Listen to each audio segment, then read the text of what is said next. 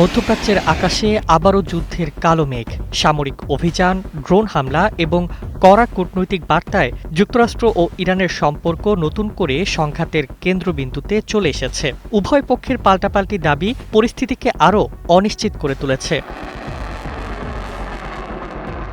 ইরানের পারমাণবিক শক্তি সংস্থা অভিযোগ করেছে, দেশটির খুজেস্তান প্রদেশে নির্মাণাধীন ডারখোভিন পারমাণবিক বিদ্যুৎ কেন্দ্র লক্ষ্য করে ক্ষেপণাস্ত্র হামলা চালিয়েছে যুক্তরাষ্ট্র। তেহরানের দাবি, এটি সম্পূর্ণ বেসামরিক প্রকল্প হওয়ায় এমন হামলা আন্তর্জাতিক আইন লঙ্ঘনের শামিল। তবে ক্ষয়ক্ষতির সুনির্দিষ্ট তথ্য এখনো প্রকাশ করা হয়নি এবং ওয়াশিংটনও এ অভিযোগ নিয়ে আনুষ্ঠানিক কোনো প্রতিক্রিয়া দেয়নি।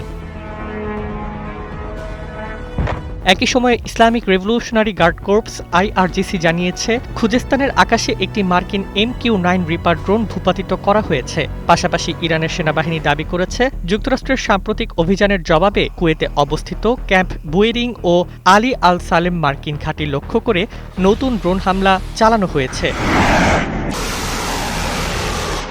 সামরিক উত্তেজনার পাশাপাশি তীব্র হয়েছে কূটনৈতিক বাকযুদ্ধ।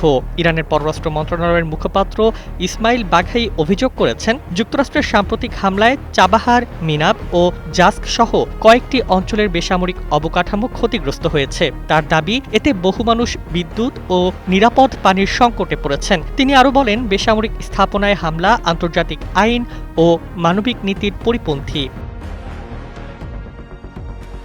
তবে এসব অভিযোগ ও সামরিক দাবির বড় অংশই এখনও স্বাধীনভাবে যাচাই করা সম্ভব হয়নি। তারপরও বিশ্লেষকদের আশঙ্কা, পাল্টাপাল্টি হামলা ও উত্তপ্ত কূটনৈতিক অবস্থান অব্যাহত থাকলে মধ্যপ্রাচ্যের সংঘাত আরও বিস্তৃত হতে পারে এবং আঞ্চলিক নিরাপত্তা নতুন সংকটের মুখে পড়তে পারে।